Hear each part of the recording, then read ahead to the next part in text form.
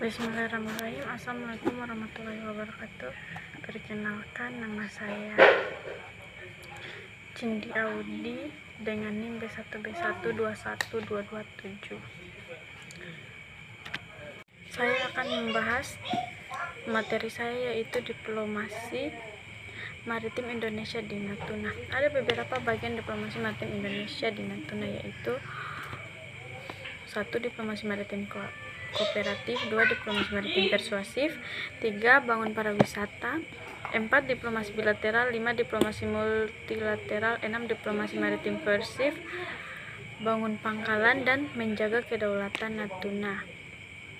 Di mana pertama yaitu diplomasi maritim kooperatif, yaitu masyarakat bekerja sama antar aktor dalam menyelesaikan berbagai masalah yang berkaitan dengan aspek kemaritiman, meliputi pertukaran personel, program pendidikan, pertemuan kolaboratif, dan lainnya yang bertujuan untuk confidence building. 2. Diplomasi maritim persuasif. Upaya persuasif ini dimaknai sebagai tindakan Indonesia yang berusaha mendorong pangkalan negara lain terhadap kontribusi dan pemimpin Indonesia dalam urusan kemaritiman. Indonesia juga melakukan diplomasi persuasif terhadap isu maritim Kepulauan Natuna. Secara konseptual telah ada sejumlah program dalam diplomasi. Di antara langkah persuasif ini adalah dengan melakukan perubahan nama Laut Cina Selatan menjadi nama Laut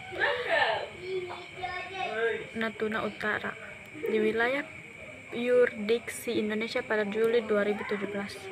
Perubahan itu diumumkan Kementerian Koordinator Bidang Kementerian meluncurkan Peta Negara Kesatuan Republik Indonesia atau NKR baru. Indonesia mengajukan nama baru itu untuk menciptakan kejelasan hukum laut dan mengamankan zona ekonomi eksklusif di perairan Indonesia.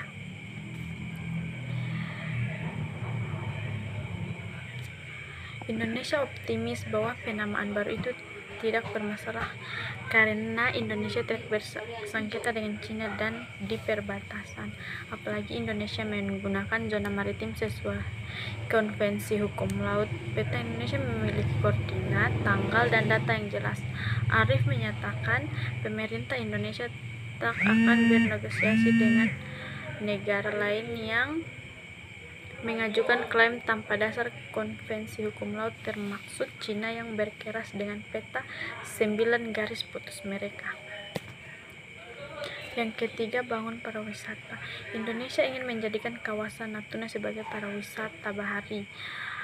Dedi memaparkan bahwa nantinya Natuna akan memiliki ratusan homestay yang dikelola oleh masyarakat setempat, serta pengembangan sarana dan fasilitas bagi para wisatawan yang ingin menikmati keindahan bawah lautnya. 4. Diplomasi maritim persuasif. Secara bilateral dilakukan dengan pengiriman nota protes ke Cina ketika terjadi pelanggaran di ZEE Indonesia. Namun protes itu dijawab dengan menyatakan Indonesia telah menahan KRU kapal nelayan Cina secara tidak sah. Cina menegaskan bahwa ZEE perairan Kepulauan Natuna merupakan bagian dari Traditional Fishing Ground Cina atau Ministry of Foreign Affairs of the People's Republic of China 2016.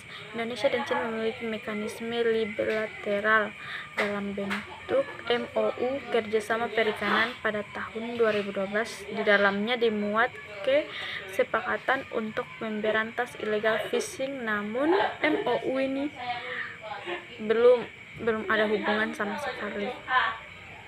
Hubungan diplomasi bilateral merupakan hubungan yang terjalin antara dua negara. Dalam hal ini, diplomasi sangat berperan penting untuk memberikan kemudahan akses segala bidang. Akses tersebut juga tidak terputus bagi dunia pendidikan tentunya.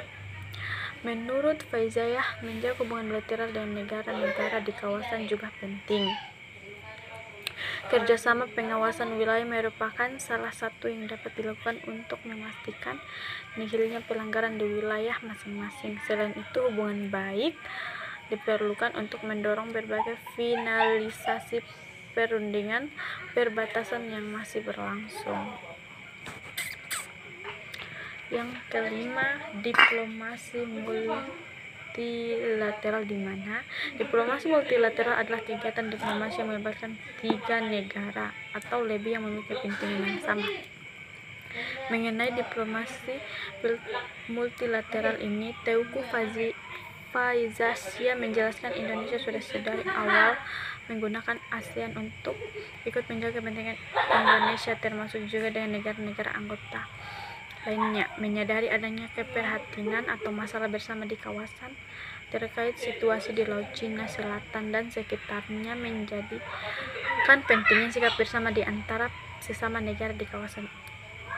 Tidak hanya dalam menjaga kepentingan Indonesia terkait peradaannya, Indonesia juga memiliki kepentingan penyelesaian dan perkembangan damai atas situasi Laut Cina Selatan. Diplomasi Indonesia secara multilateral dalam menjaga Kepulauan Natuna ini juga ditegaskan oleh Teuku Faizasyah bahwa Indonesia bersama-sama dengan negara-negara kawasan melalui forum ASEAN. 6. Diplomasi maritim koersif. Respon Indonesia dalam menghadapi serangkaian pelanggaran JE adalah dengan melakukan diplomasi koersif. Diplomasi maritim koersif Geras Christian Lemieux atau 2014 dilakukan dengan penggunaan instrumen kekuatan militer untuk mengamankan kepentingan nasional suatu negara di perairan. Kalau mengacu kepada pernyataan Christian Lemieux, sebenarnya untuk kekuatan militer termasuk dalam diplomasi. Indonesia menggunakan instrumen ini untuk mengukuhkan keberadaannya di Kepulauan Natuna melalui gelar latihan militer besaran pada Oktober 2016 yang dilaksanakan TNI. Latihan militer ini menunjukkan keseriusan Indonesia dalam mempertahankan kedaulatannya yang terganggu dengan adanya rongrongan dari kapal nelayan Cina yang beroperasi di JEE yang dibantu kapal pengawal pantai Cina. 7. Bangun pangkalan. Penguatan kehadiran Indonesia di Kepulauan Natuna dilakukan dengan adanya usulan pembangunan pangkalan militer. Komisi DPR menilai pembangunan pangkalan militer di Pulau Natuna, Provinsi Kepri sangat penting sebagai pembangunan wilayah pertahanan di bagian tengah Indonesia yang terhadap langsung dengan beberapa, termasuk tentu saja Cina, apalagi pembangunan wilayah pertahanan bagian tengah yang berhadapan langsung dengan batas wilayah teritorial beberapa negara dan Laut Cina Selatan. Awal tahun 2016, Wakil Ketua Komisi Pertahanan dan Luar Negeri Dewan Perwakilan Rakyat Tontowi Yahya mengungkapkan bahwa DPR telah menyetujui alokasi anggaran sebesar 450 miliar untuk memperkuat pangkalan militer TNI di Pulau Natuna, Kepulauan Riau yang berbatasan dengan Laut Cina Selatan. 110 TNI dinilai tidak saja harus memiliki pangkalan militer yang memadai di Pulau Natuna, tetapi juga personil dan alat utama sistem persenjataan atau alutsista. Natuna itu adalah wilayah yang paling jauh dan paling terluar, sehingga misalkan terjadi apa-apa itu memakan waktu. Jadi dalam rangka penguatan 8. Menjaga kedaulatan Natuna.